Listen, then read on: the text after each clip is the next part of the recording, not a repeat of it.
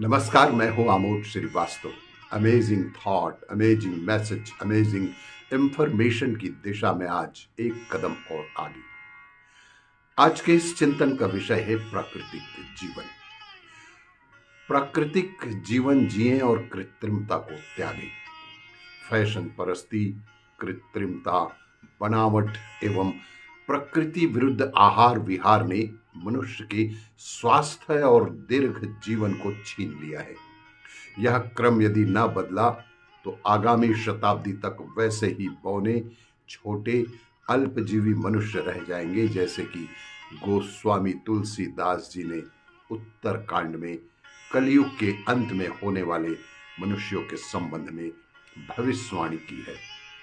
कुदरत के विरुद्ध आचरण करना मनुष्य के जीवन के मूल आधार को, स्वास्थ्य को चौपट कर जाएगा।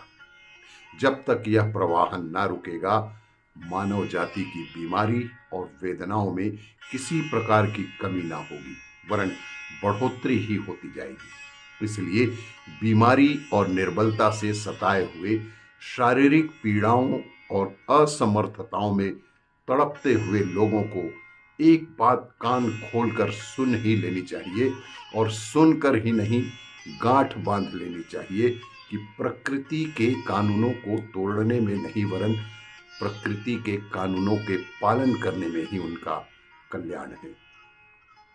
फैशन, कृत्रिमता और भौतिक विज्ञान की चमक दमक का कौतुक कुछ मनोरंजन तो करा सकता है, पर जीवन के सच्चे आनंद में बढ़ोतरी नहीं कर सकता।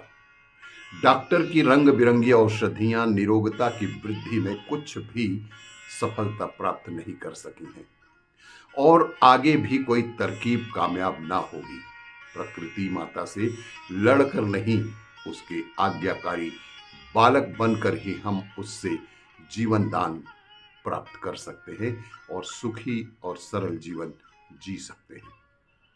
यह ठीक है कि मनुष्य समाज आज ऐसी परिस्थिति में आ गया है कि प्रकृति रहन सहन, आहार विहार के अनुसार पूर्ण रूप से आचरण करना शक्य नहीं है, परंतु यह भी ठीक है कि जितनी कृत्रिमता को झूठी फैशन, सेखी और चटोरेपन के कारण बढ़ा लिया गया है, उसमें बहुत कुछ कमी की जा सकती है यदि प्रयास किया जाए तो।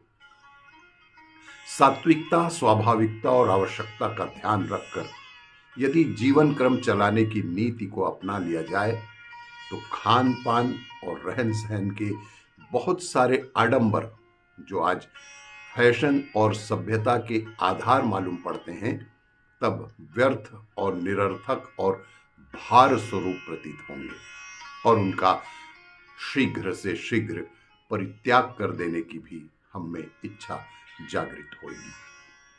कायाकल्प की इच्छा करने वालों, स्वस्थ और निरोग जीवन की आकांक्षा करने वालों, इस कृत्रिमतामय प्रकृति विरुद्ध आहार विहार से मुंह तो मोड़ना ही पड़ेगा, और पीछे की ओर कुछ पीछे लौट ही जाना उचित होगा। उसी मार्ग को अपनाओ जिसे हमारे पूजनीय पूर्वजों ने अपनाया था। चलो इस बनावटी और तड़क भड़क की कृत्रिमताओं से पीछे की ओर लौट चले, सादगी का सरल और निर्दोष जीवन बिताएं। चलो प्रकृति माता के चरणों से खड़े होकर अपनी भूल का प्रायश्चित करें और उससे स्वास्थ्य और जीवन का मूल्य मांगी। दयालु माता हमें दूध पिलाएगी और उससे हमारा कल्याण भी हो जाएगा।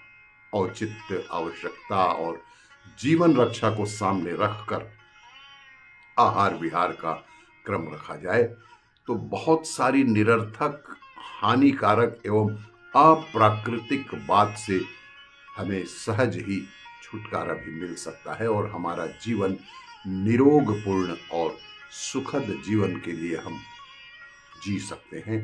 ऐसा इस चिंतन का मूल सार है। आपको ये मेरा वीडियो अच्छा लगे तो लाइक करें, शेयर करें और सब्सक्राइब अवश्य करें। धन्यवाद।